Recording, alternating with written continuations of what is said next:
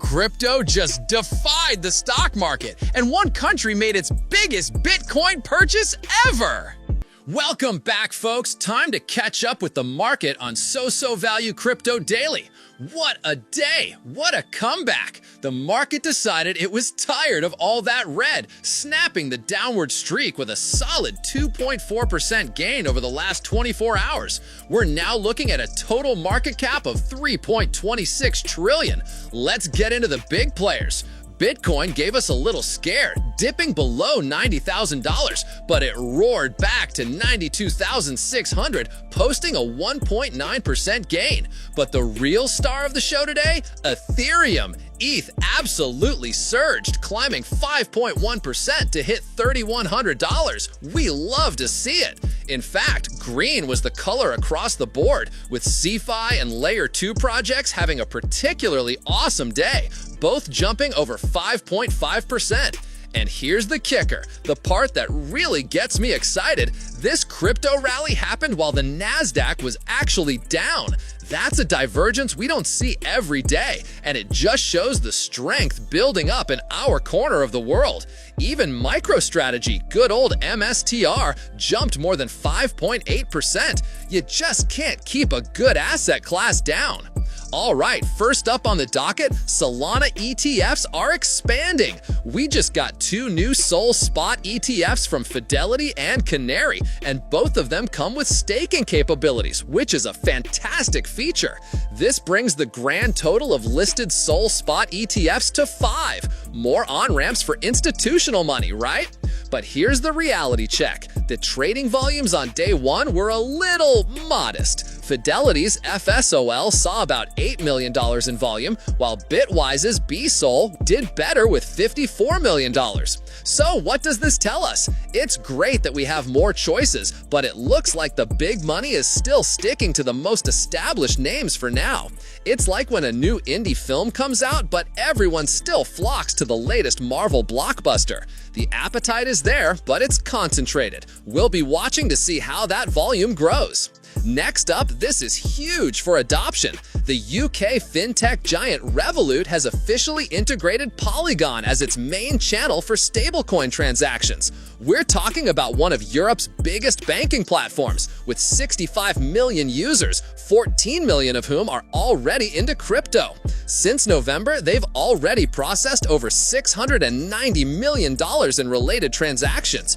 For users, this means sending and receiving USDC and USDT with super low fees, paying with crypto cards, and even trading or staking POL tokens. And get this, for some transfers, they're offering zero gas fees and direct fiat withdrawals. This is exactly the kind of stuff that bridges the gap between traditional finance and crypto, making it accessible and easy for millions.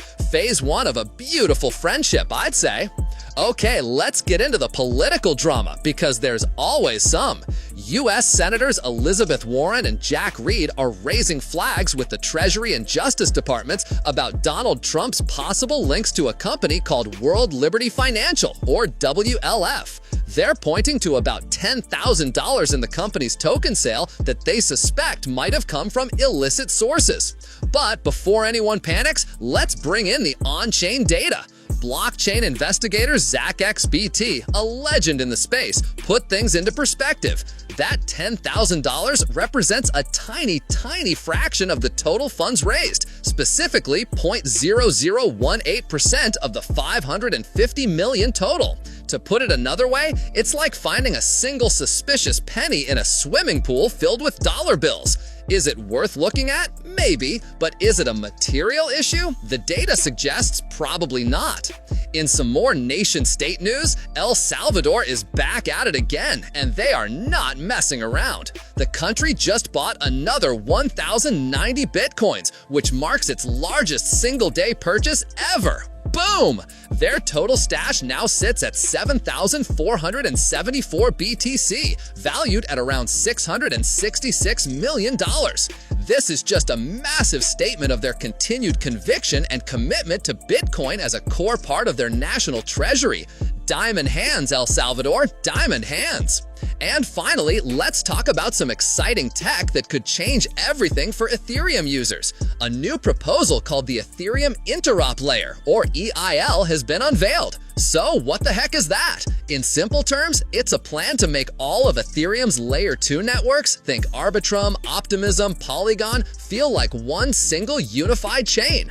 Imagine being able to use your wallet to sign a transaction once and have it work across all these different networks without needing confusing bridges or relays. You'd keep your self-custody, it would be censorship resistant, and the user experience would be 1,000,000 times better.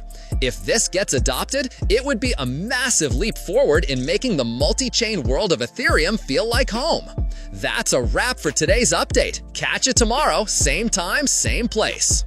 Cut through the chaos. Focus on what drives the crypto market. Stay on top of crypto research, all in one place at SoSoValue.com.